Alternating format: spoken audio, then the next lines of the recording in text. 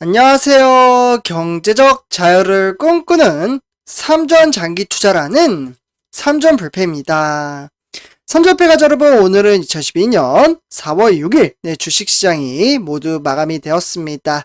오늘도 정말 답답하고 힘든 주식시장 속에서도 우리 삼전불패 가족분들 꾸준히 장기 투자 이어가시느라 정말 너무나도 수고 많으셨습니다. 요즘 시황, 선전표 여러분들 좀 간단하게 말씀을 드리자면요. 바로 러시아와 그리고 우크라이나 간의 이 전쟁 사태가 참으로 좀 오랫동안 좀 지속적으로 이어지고 있는데요. 거의 뭐 한 달 이상 좀 이어짐에 따라 세계의 글로벌 주식시장, 그러니까 뉴욕 증시나 유럽 증시, 그리고 아시아 증시까지 상당히 큰 변동성 장세를 이어가고 있습니다. 이렇게 이제 변동성 장세가 이어지다 보니 바로 이제 외인들의 수급이 좀 빠져나가고 있고요. 우리가 투자하는 삼성전자도 마찬가지입니다. 외인들의 수급이 빠져나감에 따라 주가를 끌어내리는데 일조를 하고 있다라고 볼 수가 있겠습니다. 우리가 투자하는 삼성전자 첫 번째 목표는 10만 전자이잖아요. 이 10만 전자를 가기 위해서는 외인들의 수급이 너무나도 중요하다라고 말씀을 드릴 수가 있겠는데요. 이 외인들이 들어와야지만 10만 전자를 향해서 갈 수 있다라고 말씀을 드릴 수가 있겠습니다. 근데 이렇게 어려운 주식시장 속에서도 마인드 정립이 잘 되신 분들은 특히나 이제 주가의 등락에 개의치 않고 꾸준히 주식수를 모아가며 현재 장기 투자를 이어나가고 있다라고 말씀을 드릴 수가 있겠습니다. 하지만 이제 사람마다 이제 생각의 차이, 그리고 이제 마인드 차이가 있기 때문에 아직 주식 투자 시작하신 지 얼마 안 되시는 이제 주린이 분들은 주가가 하락장으로 이어지게 되면 심적으로 부담이 크게 작용을 하게 되고요. 그에 따라서 적지 않은 스트레스를 받는다라고 말씀을 드릴 수가 있겠습니다. 이는 제가 매번 말씀을 드리지만 주가가 흔들리면 하락장으로 이어지잖아요. 그렇게 되면 이제 스트레스를 받는 것은 당연한 겁니다. 우리는 그 누구에게도 장기 투자에 대한 방법, 가치관에 대해서 전혀 배우지를 않았기 때문입니다. 지금은 힘들기를 걷고는 있지만 이 시간을 잘 극복을 한다면 정말 아무것도 아니라는 것을 알게 되는 시점이 생긴다라고 볼 수가 있겠습니다.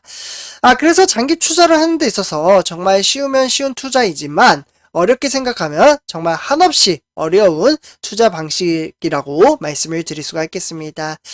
그 어려움 속에서 우리 삼전불패 가족분들은 지금 여기까지 오신 분들도 정말 너무나도 잘해주시고 계시다라고 말씀을 드리고 싶고요.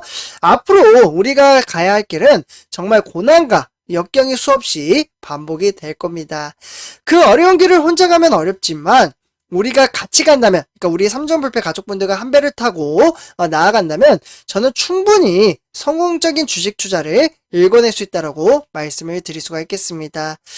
사실 장기 투자라는 것은 자기 자신과의 싸움이며 내재적인 부분이 상당히 크게 차지하고 있습니다. 그래서 매번 말씀을 드리죠. 삼전불패에 3원칙이 있다라고 말씀을 드렸고요. 제가 이제 만들어낸 거긴 하지만요. 일단 첫 번째로는 용기라고 말씀을 드렸습니다.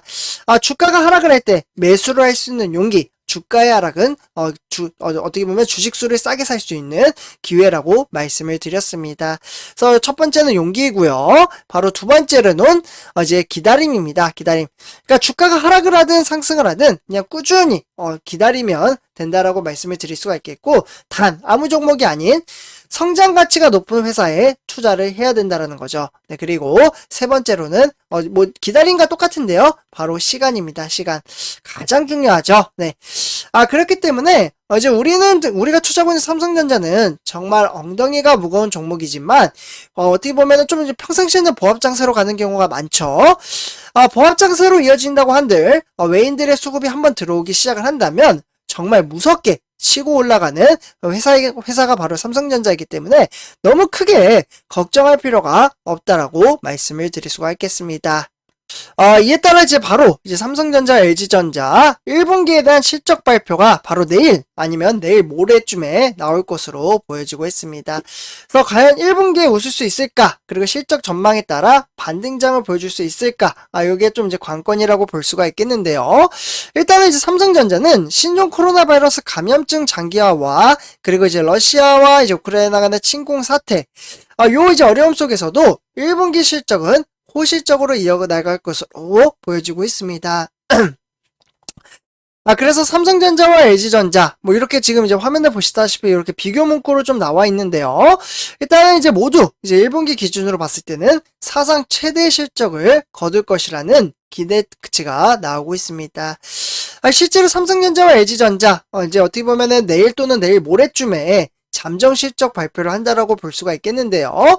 FM 가이드에 따르면 실제로 이제 삼성전자는 매출이 무려 65조였던 지난 1분기 때와 비교를 했을 때 75조로 10조가량 늘어난, 그러니까 즉 14.82% 증가하는 수치가 나올 것으로 보여지고 있습니다.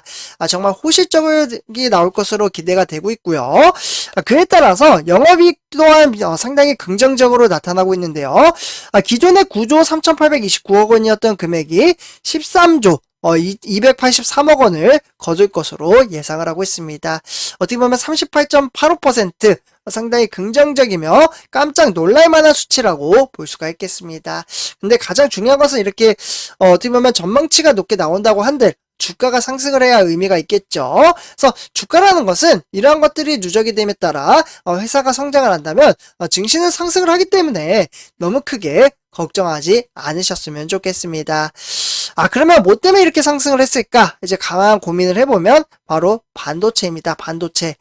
이 반도체는 물론이고 뭐 다양한 사업을 하고 있죠. 뭐 예를 들면 스마트폰이나 가전, 이런 이제 다양한 사업 부분에서 고른 성장세가 좀 예상이 되고 있는데요. 특히 전체 매출에서 3분의 1가량을 차지하고 있기 때문에 반도체 부분이 가격 하락에 따라 선방하는 실적을 거둘 것으로 보여지고 있습니다. 특히 1분기 디램과 이제 낸드 플래시가 이제 거론이 안 될 수가 없는데요. 네, 여기 보이시면 디램과 낸드 플래시 가격 2분기 전망은 시간이 가면 갈수록 긍정적으로 나타남에 따라 주가도 반등장을 보여줄 것이라는 전망치가 지속적으로 나오고 있습니다. 하지만 아직도 아까도 말씀을 드렸지만 러시아와 우크라이나 간의 지정학적 리스크, 특히 러시아가 조금은 어제 뉴스를 보니까 대학살 이제 국민, 어떻게 보면은 정말 무차별하게 국민에게 총을 겨누고 시신이 정말 많이 발생을 했다라는 그 뉴스 소식을 접하면서 저도 참으로 마음이 좀 아팠는데요. 그에 따라서 이제 협상은 좀 더 멀어질 것이다. 한층 더 멀어진 것 같습니다. 제가 느낄 땐 그렇게 좀 느꼈는데, 어쨌거나 이러한 이제 악재 속에서 이러한 이제 지정학적 리스크가 좀 이제 해결이 돼야지만 증시도 반등장을 나타남에 따라 안정세로 간다라고 볼 수가 있겠습니다.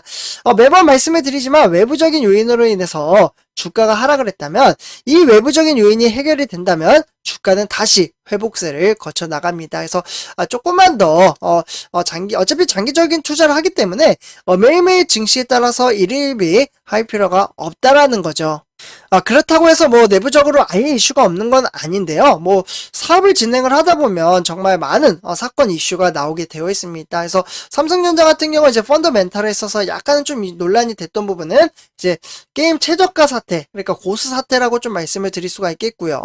그러니까 이제 갤럭시 S22 시리즈의 판매 호주에 힘입어 어쨌거나 이러한 논란 속에서도 1분기 실적은 상당히 긍정적으로 나타날 것으로 보여지고 있습니다. 지금 이제 스마트폰 쪽에서도 현재 이제 출하량이 무려 17%, 네, 무려 17% 정도, 요 정도 좀 나올 것으로 보여지고 있고요. 고가폰 이제 비중이 확대가 됨에 따라 이익률 개선도 상당히 기대가 된다라고 볼 수가 있겠습니다. 특히 이제 IM 부분, 이제 스마트폰 부분에서는 이제 1분기 영업이익에 따른 무려 49% 증가한 4조가량 나올 것으로 보여지고 있고요. 사실 이뿐만 아닙니다. 지금 이제 LG전자가 많은 분들이 아시다시피 이제 스마트폰 판매를 하지 않잖아요. 네, 그렇기 때문에 지금 이제 사업 철수한 지 1년이 다 됐습니다. 네, 그렇기 때문에 이제 국내에서는 이제 삼성전자가 점유율을 대부분 좀 흡수를 했다라고 볼 수가 있겠어요. 그러니까 LG전자 스마트폰이 삼성전자로 좀 넘어갔다. 그 이유는 보시면 2020년도에는 65%에 달했던 수치가 지금 보시면 72%까지 늘어난 것을 볼 수가 있겠습니다. 그래서 이렇게 삼성전자는 점점점 시장을 극대화시켜 나감에 따라 성장을 끌어올리고 있다라고 보시면 좋을 것 같고요. 국내에서는 이제 삼성전자 점유율을 대부분 이렇게 좀 흡수를 했고, 미국에서는 모토로라가 약진을 좀 했다라고 보시면 좋을 것 같습니다. 결국에는 삼성과 애플의 양강 구도 한층 더 이제 심화가 됐고, 그에 따라서 샤오미, 모토로라 등 경쟁도 본격화됐다라고 보시면 좋을 것 같습니다. 그래서 선제표주분들, 어쨌거나 우리는 이러한 장기적인 안목을 가지고 투자를 함에 따라 어떻게 보면 은행보다 메리트가 훨씬 더 강하게 나타난다라고 볼 수가 있겠습니다. 은행에다 넣어놓으면 정말 금리 얼마 안 되잖아요. 물가 가치 상승률은 무려 4% 이상 늘어났는데, 우리가 투자하고 있는 이제 삼성, 어떻게 보면은 은행에다가 돈을 묶어놓으면 죽어있는 돈이라고 표현할 정도로 정말 나의 자산의 가치를 깎아먹는 가치라고 볼 수가 있겠고요. 그렇기 때문에 네, 그래서 오늘 이번 영상 여기서 마치도록 하고요. 제 영상이 도움이 되셨다면 구독과 좋아요 한 번씩 부탁드리겠습니다. 그리고 댓글로 간단한 출첵 또는 간단한 코멘트를 작성해 주신다면 저에게는 정말 큰 힘이 됩니다. 네, 이렇게 말씀을 드리면서 이번 영상 마치도록 하겠습니다. 네, 감사합니다.